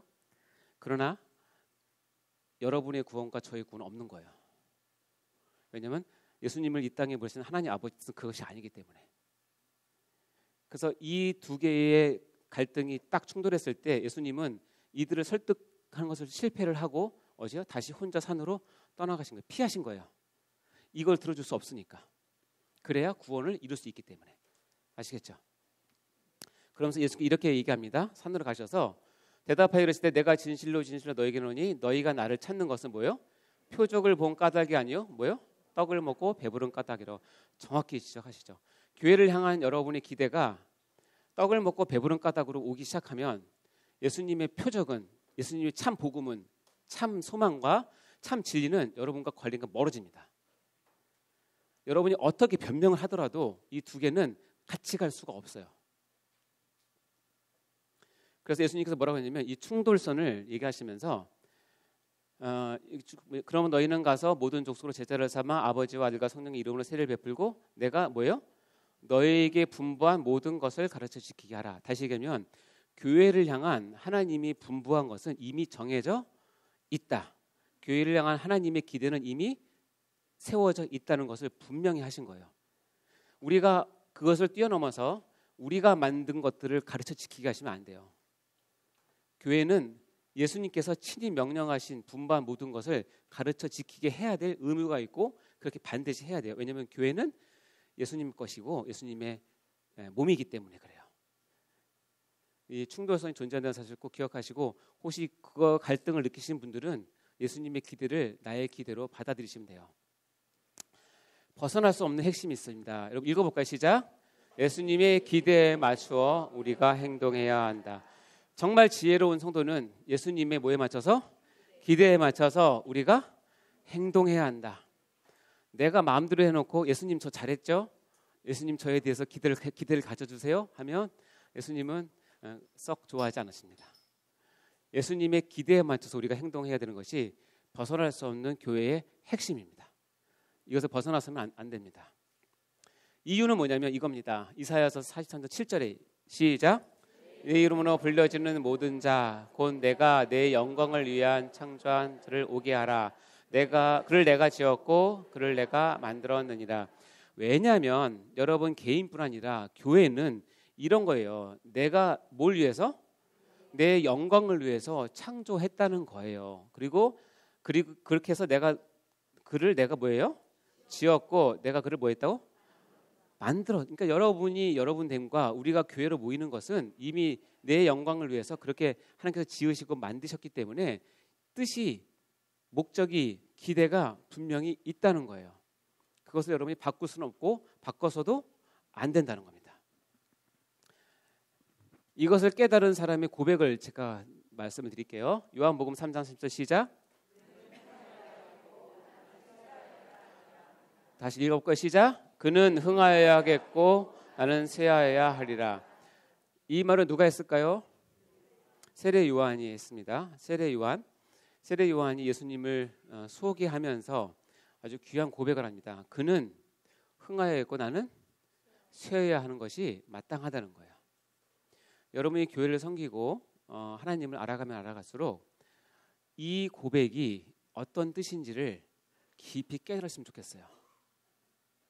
어떤 사람은 하나님의 영광은 둘째치고 놔두고 교회가 어떻게 되든지 나는 교회에서 뭔가 잘하고 잘되고 교회에서 뭔가 유익을 보는 것에 혈안이 되어 있지, 내가 교회가 잘되고 하나님의 영광을 위해서 내가 쇠해야 된다는 상황을 받아들이지 못해요.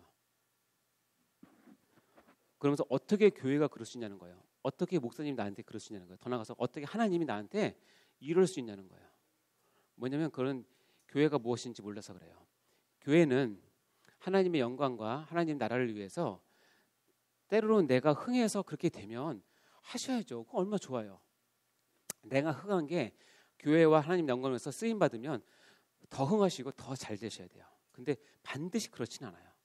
때로는 여러분이 병든 것이 하나님 영광을 위해서 필요할 때가 있어요.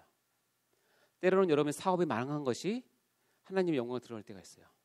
하나님께서 지정한 한 영혼을 구하기 위해서 여러분 자녀가 다른 사람도 못하게 될 상황이 됐을 때 그 상황을 통해서 다른 영혼을 구할 수도 있어요. 그건 누가 결정해요? 하나님이 결정해요. 그러니 물론 그냥 아무 생각 없이 살다는 뜻이 아니라 우리가 최선을 다하지만 그렇게 인도하실 때는 어떻게 생각하라고요? 하나님이 어련히 알아서 그렇겠어. 따라합시다. 하나님이 어련히 알아서 그러셨겠어요. 오늘 기도할 때 요 구절을 꼭 넣으세요. 하나님 어련히 알아서 그러시겠어요. 어련히 알아서 복 주세요. 저 욕심장이거든요. 그래서 그것 뜻에 맞으면 하는 거고. 예. 그는 흥하여야겠고 나는 쇠해야 된다는 것이 세례 요한이 가지고 있던 교회에 대한 마음이에요.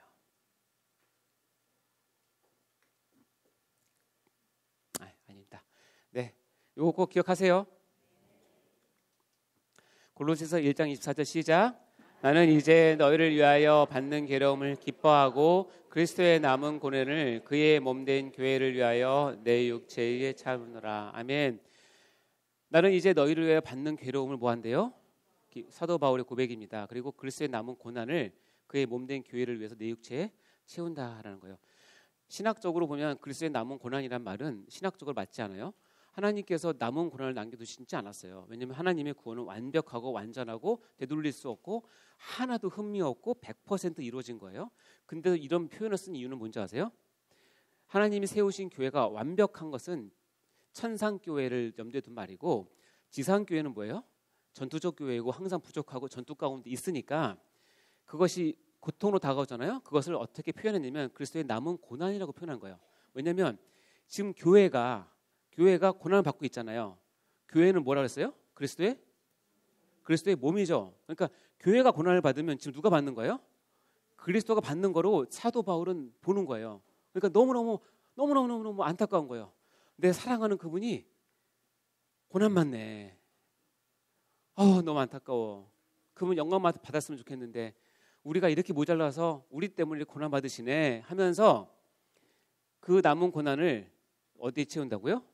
내 육체에, 내 삶에, 내 사역에 내가 짊어진다는 거예요. 이렇게 멋있지 않습니까, 여러분? 그러면서 그의 몸된 교회를 위해서 내가 이렇게 한다는 거예요.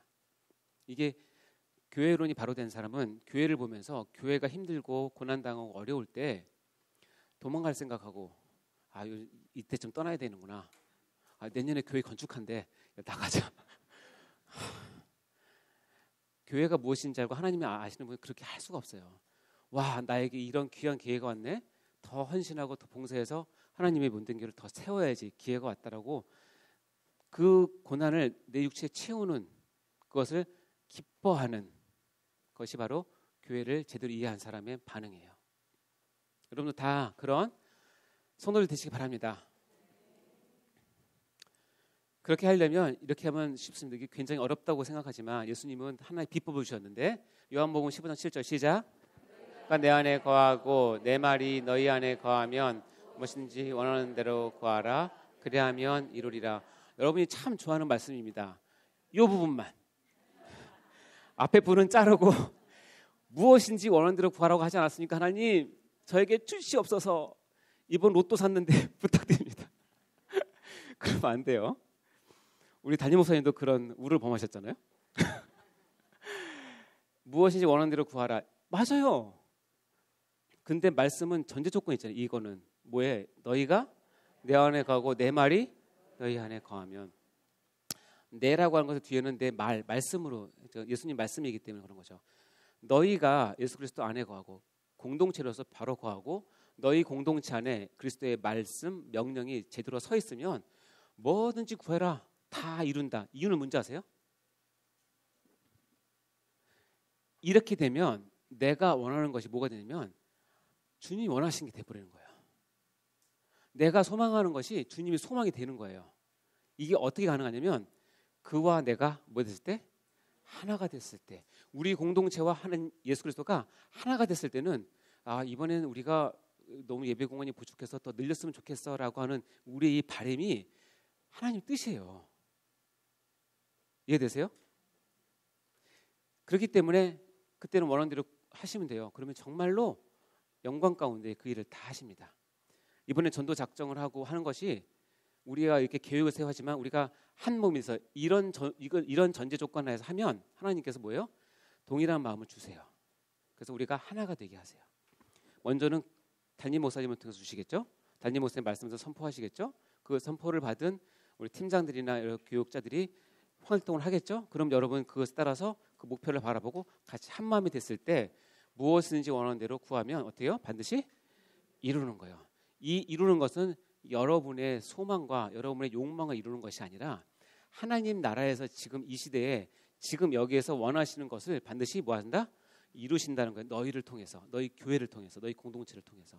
이게 그 말입니다. 앞에 말 쏙 빼놓고 요것만 하시면 안 돼요. 그러면 예수님께서 원하시는 기대가 뭐냐? 우리가 저번 시간에 배웠어요.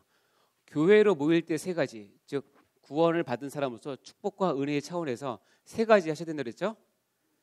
1번 뭐예요? 2번 3번 모일 때는 예수님께서 이 교회에 거는 기대는 이 세 가지가 메인입니다. 이걸 잊지 마시고 전에 설명드렸습니다. 교회에서 흩어질 때 예수님께서 거는 기대 세 가지 사명, 책임, 의무라고 표현했습니다. 1번 뭐죠? 하나님의 영광을 위해서. 2번 이웃사랑을 위해서. 3번 이 세 가지를 위해서 여러분이 교회에서 흩어지시면 돼요. 그리고 오셔서 교회에서 다시 재무장하시고 말씀을 다시 받고 다시 서서 또 여기서 예배를 통해서 회복하고 교제를 통해서 서로 나누고 그래서 서로 동역자 같은 그리스도 안에서 군사된 사람들끼리 연합하고 또 다시 나가고 이것을 반복하는 것입니다. 이 목적을 이루기 위해서 이루는 방법이 크게 세 가지겠습니다. 1대1이 있고 소그룹이 있고 대그룹이 있습니다. 대그룹은 우리 큰 예배 본당에서 드리는 그 예배와 같은 그런 그룹을 라지굽이라 얘기를 하고 1대1은 1대1 양육 같은 걸 얘기하는 겁니다. 그러나 소그룹은 뭐냐면 여러분이 갖고 있는 순모임 또는 뭐라죠? 셀이라고 그러나요? 우리 뭐라죠? 순모임. 네네, 순모임. 계모임은 아닙니다. 네, 이건 소그룹. 네. 근데 이 세 가지가 다 필요하지만 하나님께서 교회를 이끄실 때 중점적으로 은혜 주시는 거는 뭐냐면 이 소그룹이에요. 소그룹을 굉장히 중요시 여기셔야 됩니다. 이유는 뭐냐면 이 소그룹을 통해서 예수님의 제자화 훈련이 이루어지고 소그룹 중심의 교회가 하나님께서 힘있게 사용하시는 교회가 되기 때문에 그래요. 예수님의 제자화 훈련을 간단히 말씀드리면 나중에 이 제자도에다 따로 한 시간을 합니다. 누가복음에 보면 이렇게 되어 있습니다. 수많은 무리가 함께 갈새. 즉 여러분 신약 성경을 읽을 때 두 가지를 생각하시면 돼요. 한 그룹은 무리라고 하는 그룹이 있고 한 그룹은 제자라고 하는 그룹이 있어요. 이 두 개를 복음서에서는 기가 막히게 서로 비교를 하고 대조를 시킵니다. 근데 여러분은 무리에 속하게 되면 언제든지 교회를 떠날 수 있는 것이고 제자가 되셔야 돼요. 수많은 무리가 가는데 예수님 뒤로 지금 수천 명이 따라가는 거예요. 다 가는데 예수님께서 갑자기 뭐예요? 가다가 딱 생각하시고 뭐요? 돌이켰어요. 돌이키셔가지고 그들한테 얘기합니다. 물론 내게 오는 자가 자기 부모와 처자와 형제와 자매와 더욱이 자기 목숨까지 미워하지 아니하면 능히 내 제자가 되지 못하고, 두 번째, 누구든지 자기 십자가를 지고 나를 따르지 않는 자도 능히 내 제자가 되지 못한다. 즉 예수님은 수많은 무리를 원하시는 게 아니에요. 무리는 언제든지 변할 수 있고 이 동일한 단어가 예수님을 십자가에게 못 박으라고 할 때 그 단어랑 동일한 단어예요. 예수님을 따르지만 수 틀리며 예수 죽여라고 할 수 있는 것이 무리예요. 제자는 누구냐면 수가 틀려도 내 기대에 안 맞더라도 끝까지 따라가는 사람이 제자예요. 이 제자가 되어서 두 가지예요. 부모와 처자와 형제와 자매와 자기 모순까지 미워해야 제자가 되고, 두 번째는 뭐예요? 자기 십자가를 지고 나를 따라야 제자가 된다는 거예요. 이것이 예수님께서 제자를 모집하는 모집 공고 두 가지 조건이에요. 제자가 되기 원하십니까? 생각하셔야 됩니다. 이 두 가지 다 하셔야 되는데 고민하셨다가 다음에 제자도 배울 때 다시 한번 여러분 마음에 결단하시기 바랍니다. 그래서 제자는 교회답게 하는데 가장 중요한 내용입니다. 다음에 소그룹 중심의 교회는 뭐냐면 예수님은 이 땅에 오셔서 많은 사람들을 사용하고 많은 사람들을 세우지만 하나님 나라를 위해서 교회를 세우기 위해서 12제자를 따로 선택하셨어요. 그리고 12제자를 성경적으로 분류해 보면 기가 막히게 1그룹에 있는 4명의 제자, 2그룹에 있는 4명의 제자, 3그룹에 있는 4명의 제자가 있어요. 12제자도 작은 그룹인데 거기도 또 나누어서 그룹별로 하고 1그룹은 뭐냐면 예수님께서 친히 1그룹만 데려가는 때가 있어요. 그때는 요 앞에는 항상 베드로가 쓰이고 뒤에 3명은 순서가 바뀌어도 돼요. 그리고 2그룹은 반드시 빌립이 들어가요. 뒤에 이 3명은 순서가 바뀌어도 돼요. 그러니까 내가 보기엔 2그룹의 구역장은 빌립이었던 것 같아요. 그리고 2그룹은 어느 정도 성경에도 나오고 활동을 해요. 근데 3그룹쯤 가면 성경에 찾기가 쉽지 않아요. 그렇대잖아요. 알페오의 아들 야고보라는 사람이 있는데 다데오, 야고보의 아들 유다라는 같은 사람이고, 시몬, 가룟 유다가 있고, 가룟 유다는 나중에 누구로 바뀌죠? 마띠아로 바뀌어요. 가룟 유다가 자결을 하고 새로 뽑아서 마띠아를 세워 12명을 세우는데, 이렇게 세 그룹으로 예수님께서 제자를 시키시는데, 자 봐요. 1그룹의 그룹장은 누구? 베드로. 2그룹은 누구? 3그룹은 누구? 알페오의 아들 야고보. 이 뒤에 3명은 순서가 바뀌어도 상관없어요. 자 봐요. 마태복음은 12제자를 불렀는데 베드로하고 쫙 3명, 빌립하고 쫙 3명, 알페오의 아들 쫙 3명 나오죠. 그리고 항상 끝에는 가룟 유다에 대해서 부연 설명을 해요. 예수를 판 자. 마가복음에 보면 12를 세우셨는데 베드로하고 쭉 나옵니다. 빌립 4명 나오고 알페오의 아들 쭉 나오고 마지막에 가룟 유다는 예수를 판 자. 누가복음에 보면 12를 택했는데 베드로 쭉 순서가 계속 바뀌어 뒤에는. 그러나 요 2그룹은 빌립 뒤에 나오고 알페오의 아들 야고보 뒤에 나옵니다. 마지막엔 예수를 파는 자 될 가룟 유다. 예수님도 12제자도 그룹으로 나누어서 차별해서 교육하고 양육하셨어요. 1그룹은 변환산에도 데려가고 또 죽은 사람 깨운 데도 데려가고 그럽니다. 그런데 2그룹 정도 되면 제 뜸하고 상그룹은 성경에 잘 나오지 않아요. 신기하죠? 아이고 죄송해요. 자, 사도행전에 대해서 그들이 요한 다락방을 이제 그 성령 강림할 때 베드로 쭉 나오죠. 빌립 쭉 나오죠. 알페의 아들 야고보 쭉 나오는데 한 명이 없죠. 누구죠? 가룟유다는 여기 어디 있어요 지금? 출장 갔나요? 죽어서 없는 거예요. 그래서 뽑던 게 마띠아를 뽑게 되죠. 이와 같이 소그룹 중심의 교회는 예수님께서 지향했던, 원했던 거예요. 그러니까 이렇게 그룹 세밀하게 나누어서 거기에 맞는 양육과 교육과 활동을 해야 교회가 뭐가 된다? 바로 서게 된다는 것을 가르치는 방법입니다. 그래서 예수님은 12사도들을 컨트롤하고 12사도들 중에서 3명의 그룹장을 컨트롤하고 12사도들은 120명의 제자들을 컨트롤했어요. 이 방법이 교회의 소그룹화를 통한 큰 교회를 가는 방법입니다. 그래서 대형 교회 이런 말들은 소형 교회, 그래서 어떤 사람은 작은 교회가 좋고 큰 교회가 나쁘다? 의미가 없어요. 큰 교회라도 예수님의 이런 방법에 따라서 체계화가 돼서 유기적인 관계가 되면 그거는 아름다운 교회예요. 그러나 작은 교회라도 서로 싸우고 서로 안 모이고 서로 그러면 그 교회는 안 되는 거예요. 그게 중요한 게 아니라 예수님께서 썼던 방식, 예수님께서 우리에게 제시했던 방식, 그래서 유기체적 교회와 사랑과 생명으로 하나가 되는 교회를 만드는 것이 중요한 겁니다. 그래서 교회의 비상의 두 날개는 제자 훈련과 소그룹입니다. 우리는 제자 훈련한 말은 우리 교회에서 잘 쓰지 않지만 대신 많이 쓰는 거는 우리가 양육 또는 전도, 또 여러분이 그 교구 모임 하잖아요. 이런 것들이 다 여기에 속합니다. 그리고 소그룹도 교구별로 다 나누고 27개, 28개 교구로 나누고 그 안에 또 순들이 있고 또 리더들이 다 있잖아요. 이렇게 체계화해서 교회를 운영하는 것이 예수님께서 교회를 부흥하는 두 날개로 사용하시는 겁니다. 너무 크게 가서도 안 되고 그렇다고 너무 1대1로만 가서도 안 돼요. 그 두 개는 서로 상호 교환적으로 잘 하시는데 중심은 소그룹 중심으로 운영하셔야 된다는 겁니다. 소그룹 발전 단계가 있는데 처음에는 그렇게 딱 모인 사람들이 서로 탐색해요. 그리고 소그룹을 이해하게 돼요. 이 1단계가 굉장히 중요합니다. 우리 모임은 무엇을 위한 모임인지를 알려주는 것이 이 단계가 가장 중요합니다. 그리고 이 단계에서 말씀이 들어가면 변화가 생기기 시작하고 이 변화가 되었을 때 얘기했지만 기대가 생기기 시작하고 그 기대에 따라서 뭐가 나와요? 행동이 나와서 이제 양육도 하고 전도도 하고 교육도 하고 교사도 하고 참가도 하는 것입니다. 그렇게 하다가 이제 마지막 제일 중요한 단계가 무슨 단계죠? 4단계죠. 이유는 보라색. 이렇게 하는 이유는 뭐냐면 뭐 하기 위해서? 재생산하기 위해서. 이런 소그룹이 또 하나 생기는 때까지 하시는 거예요. 아시겠죠? 이것이 우리가 교회 활동을 하는 이 소그룹 발전 단계의 모델입니다.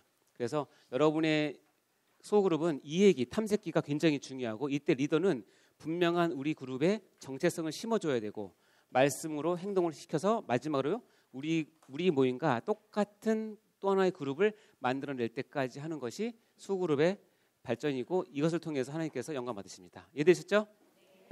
자, 여러분 시간 됐습니다. 정리하겠습니다. 1번 시작. 교회는 하나님에 의해 택하심 받은 자들의 모임이며 이는 예수 그리스도를 머리로 한 그의 몸이고 우리는 그의 유니지체로 유기적인 관계에 있다. 즉 지체는 몸을 위해 존재하고 몸은 가장 약한 자를. 2번 시작.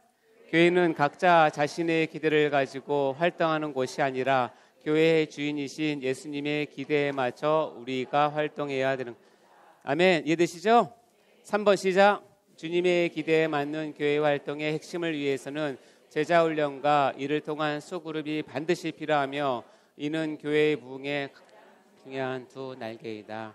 아멘. 우리 교회에 대해서 많이 배웠습니다. 여러분 마음에 새기시고 여러분이 섬기는 교회가 멋진 교회, 하나님께 쓰임받는 교회가 되도록 여러분 같이 동역하시고 같이 힘을 합치시기 바랍니다. 기도하겠습니다. 하나님 아버지 감사합니다. 우리에게 교회를 알게 하시고 교회 멤버로 불러주시고 교회에서 활동하게 하시고 교회에서 살게 하시고 교회를 통해서 꿈을 갖게 하셔서 감사합니다. 우리가 나누는 이 많은 것들이 하나님의 영광에서 쓰임받게 하시고 그 과정이 어렵고 힘들지라도 우리가 우리의 소망을 보며 교회를 섬기는 데 최선을 다할 수 있는 저희가 될 수 있도록 인도하여 주옵소서. 모든 영광을 주께 올려드립니다. 감사드리며 예수님으로 기도합니다. 네, 수고하셨습니다.